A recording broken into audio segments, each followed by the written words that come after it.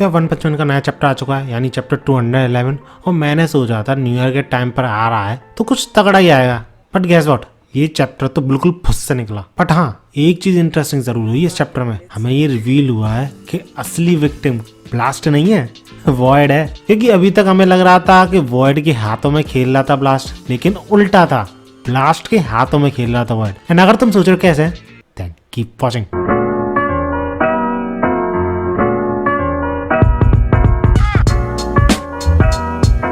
तो यार इस चैप्टर की स्टार्टिंग वहीं से होती है जहां पर कि पिछला चैप्टर एंड हुआ था। वॉइड जो है अपनी बहन और अपने स्टूडेंट से मिलता है और वो दोनों मिलके ब्लास्ट को अपना एक नोबल मिशन बताते हैं। ऑब्वियसली नोबल मिशन का मतलब था उनसे गॉड का मिशन।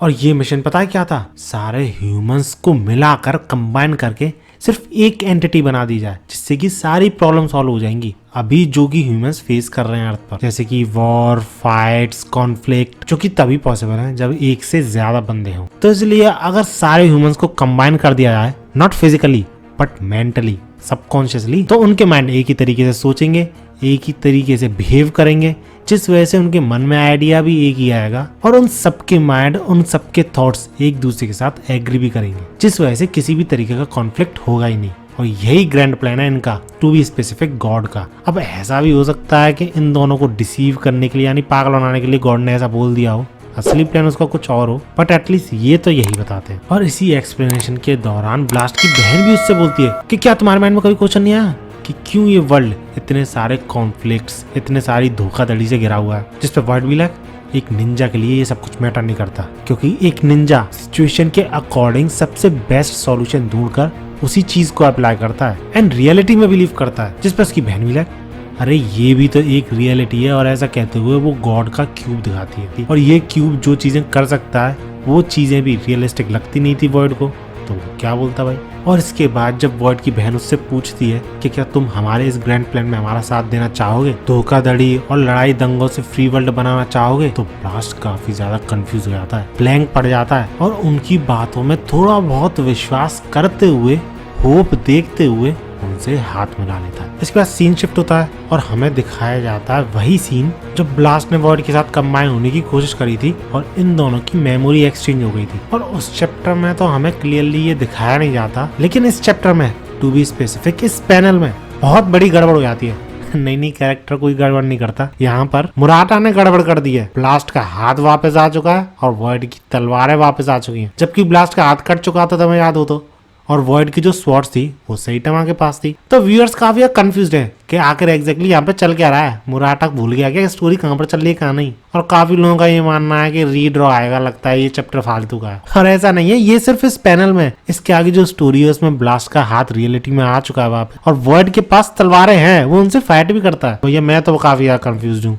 दो ही चीजें हो सकती हैं, या तो ये पास्ट में वापस आ गए हैं जैसे कि गारो ने टाइम रिवर्स किया था वैसे ही एम्प्टी वर्ड ने किया है, या फिर मुराटा काफी ज्यादा गड़बड़ कर चुका है। तुम सबको क्या लगता है? लेट मी नो इन कमेंट्स। और हाँ, इंस्टाग्राम पेज पे भी रेगुलर हो गया तुम्हारा भाई, तो जाके जल्दी से फॉलो कर लो, लिंक डिस्क्रिप्शन में। इसके बाद इन दोनों के बीच में फिर से फाइट शुरू हो जाती है और इसी फाइट के दौरान वॉइड को ये रियलाइज होता है कि ब्लास्ट को सारी चीजें पता थी जो वॉइड करने की कोशिश कर रहा था। यानी कैसे उसने अपनी बहन को ब्लास्ट के पास भेजा उसकी जासूसी करने के लिए, उसकी पावर्स को एनालाइज करने के लिए। और वॉइड को अब ये चीजें पता इसलिए चल रही है क्योंकि मेमोरी एक्सचेंज हो गई है ना, जिस पर ब्लास्ट एक पंच मारते हुए तगड़ा सा बोलता है, I can see through lies, you know. और रही बात माया यानी ब्लास्ट की बीवी और उसकी शादी करने की, तो माया को स्ट्रॉन्ग पीपल पसंद थे और उसे भी स्ट्रॉन्ग पीपल पसंद थे। यानी बंदा इनडायरेक्टली खुद को स्ट्रॉन्ग बोल रहा है और सिर्फ यही रीजन बता रहा है उन दोनों के इतने ज्यादा क्लोज आने का।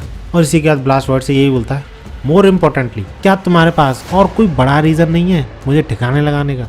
जिस पर वॉइड हंसते हुए बोलता है कि हाँ बिल्कुल है ना। और ऐसा कहते हुए वो ब्लास्ट पे अटैक कर देता है और हमें ब्लास्ट के हाथ और एम्प्टी वर्ड की स्वॉर्ड की बिना कोई एक्सप्लेनेशन देते हुए स्टोरी आगे बढ़ती है। और इसी फाइट के दौरान हमें ब्लास्ट के थ्रू पता चलता है कि वॉइड का एक सीक्रेट था जो कि उसे अभी अभी पता चला है मेमोरी एक्सचेंज होने के बाद, कि वॉइड पहले गॉड का एक नॉर्मल एवेटार की तरह ही था। अपनी कॉन्शियसनेस अपनी बॉडी पे से बिल्कुल कंट्रोल खो चुका था और जो गॉड चाहता था वैसे ही कर रहा था। बट गारो की पावर्स एब्जॉर्ब करने के बाद उसे अपनी कॉन्शियसनेस वापस मिल गई, जिसके बाद उसने काफी ज्यादा बड़ा डिसीजन लिया, डेट वो प्रिटेंड करेगा कि वो गॉड के कंट्रोल में ही है और हीरोज को डिफीट करेगा, और जो क्यूब उसके पास है उसका इस्तेमाल करेगा और भी ज्यादा एवेटार क्रिएट करने के लिए। और जब उसे लगेगा कि एवेटार का नंबर सफिशिएंट है तो एंड में वो अपनी लाइफ ले लेगा, जिससे कि उसके अंदर से जो पावर्स निकलती हैं उसको उसके आसपास प्रेजेंट सारे एवेटार्स एब्जॉर्ब कर ले और उनकी कॉन्शियसनेस भी वापस आ जाए। और ऐसा होने के बाद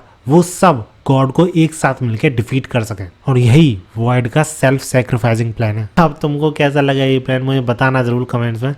बट यार पर्सनली मुझे तो बेतुका लग रहा है प्लान। पता नहीं क्या ये माल फूक के बनाया वॉइड ने प्लान, क्योंकि जब कॉस्मिक गौरव अगेंस्ट में गया था गॉड के तो उसने अपनी पावर छीन ली थी। तो ऐसा भैया वो उन सारे एवेटार्स के साथ भी तो कर सकता है बड़ी आसानी से। तो इस प्लान में दम कहाँ रहा। और ऐसा भी नहीं है वॉइड को नहीं पता है, सब कुछ देखा है उसने, कॉस्मिक गौरव कैसे हारा था। और ये सब चीज देखने के बाद ऐसा प्लान बना रहा है, पता ही नहीं क्या चल रहा है। हम सबका क्या ओपिनियन है इन चैप्टर्स पे, टू बी एग्जैक्ट इस चैप्टर पे क्या ओपिनियन है मुझे कमेंट जरूर बताना। बाकी वीडियो अच्छी लगी तो लाइक जरूर करना है, ऐसी वीडियोस के लिए मेरे चैनल को सब्सक्राइब जरूर कर लेना।